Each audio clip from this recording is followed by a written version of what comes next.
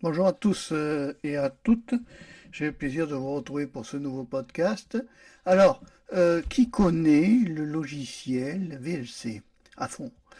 VLC, c'est un logiciel qui permet de lire, c'est bizarre, le gain du micro a monté entre le réglage que j'ai fait, tu vois, et la réalité au départ. Au départ, le son monte tout d'un coup, bon, c'est pas grave. Donc VLC est un logiciel qui permet de lire tout type de fichiers, que ce soit le MP4, le MOV, le FLV, tout type de fichiers. Et alors, ce qu'il y a d'intéressant dans VLC, c'est que il est gratuit d'abord. Là, actuellement, je l'ai installé sur Windows 10. Il est en 3.016 Vetinari, qui est une version qui peut-être un peu ancienne. Enfin, ça bouge beaucoup. Sous Linux, ça bouge beaucoup. Sous Windows, c'est assez stabilisé. C'est pas toujours à jour. Alors, il y a un petit onglet qui te dit vérifier, vérifier la mise à jour. Quand tu vas dans Aide, tu vas en dessous de Aide, tu cliques sur Aide et tu as vérifié les mises à jour. Donc à ce moment-là, tu peux faire revérifier la mise à jour je constate que sous Windows 10, il n'annonce aucune autre mise à jour. Bon. Par contre, il est intéressant parce que si on va dans Médias, qu'on clique sur Médias, on déplie une boîte de dialogue et tu découvres que tu as à ouvrir un fichier, ouvrir plusieurs fichiers, ouvrir un dossier, ouvrir un disque, ouvrir un flux de réseau, ouvrir un périphérique de capture, ça c'est intéressant aussi, ouvrir un emplacement depuis le presse-papier, médias récents, ça te dit les derniers médias que tu as lus dans VMC, VLC, pas VMC, enregistrer la liste de lecture, convertir, enregistrer, diffuser, on peut diffuser du contenu par VLC. Il y a un onglet lecture à sa droite, à droite de médias. On voit un peu titre, chapitre, programme, tu vois, ça c'est tout ce qu'il y a de plus classique, c'est pour tout ce qui gère la lecture. Après, il y a un audio, il y a une partie audio, périphérique audio. C'est là qu'il faut bien régler les périphériques audio du reste, parce que ça peut t'amener à des problèmes si c'est mal réglé. Si le son ne sort pas de VLC, c'est parce que le périphérique audio est mal réglé.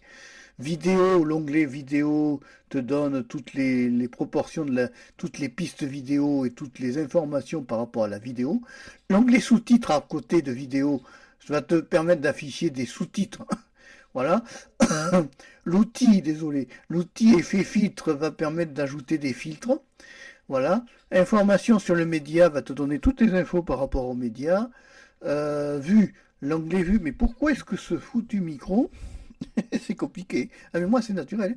Il faut que je regarde par rapport au gain. Alors il faut peut-être que je baisse un peu le gain. Est-ce que là ça va aller mieux? On va laisser comme ça, on va voir ce que ça donne. Bon, donc j'étais dans outils.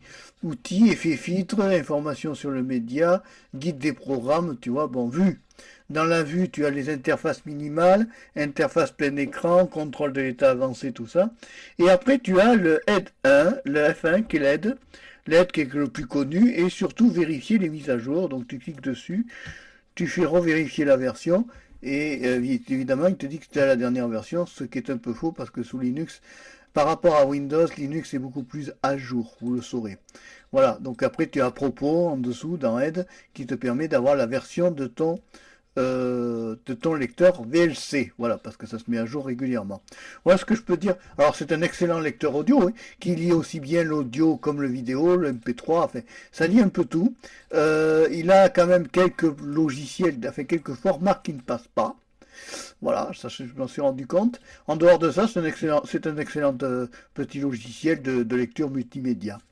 Voilà ce que je voulais dire sur VLC, je te l'ai présenté. Donc n'hésite pas à t'en servir, hein, n'hésite pas même à aller le télécharger. Alors pour le télécharger, VLC, il faut aller, alors tu vas dans Google bien sûr, VLC, tu tapes VLC, et en même temps que tu tapes VLC, il faut savoir que le site qui gère VLC s'appelle videolan.org, tu le sauras. Donc tu cliques dessus et on te met bien que là actuellement la version pour Windows c'est la 3.16, tu vois. On en est à la 3.16, tu vois. Ils disent bien qu'il peut tout lire, les fichiers, les disques, les webcams, tout ça. La plupart des fichiers sans codec nécessaire, tu vois, VLC. Il est disponible sous Windows, Windows Store, Windows Phone, mais aussi pour Mac, iOS, Apple TV, mais aussi pour GNU, pour Debian, pour Ubuntu, pour Mint, pour OpenSUSE, pour Gentoo, pour Fedora, pour Arch Linux, pour Slackware Linux et Red Hat Linux. On constate quand même que Linux prend du progresse et a de plus en plus de logiciels dessus. Et tu peux aussi télécharger ton système, ton VLC pour Android, Chrome OS, FreeBSD, NetBSD, OpenBSD, Solaris. Alors tout ce que je te cite là, si tu ne connais pas, ce sont des versions de systèmes d'exploitation gratuits qui s'appellent Linux, où tu n'as pas à payer le logiciel pour t'en servir. Voilà. Allez, si tu as aimé le podcast, tu peux toujours mettre le pouce levé ou ce que tu veux. Au revoir, à bientôt et merci d'avoir visionné le podcast jusqu'au bout parce que le son est méga saturé.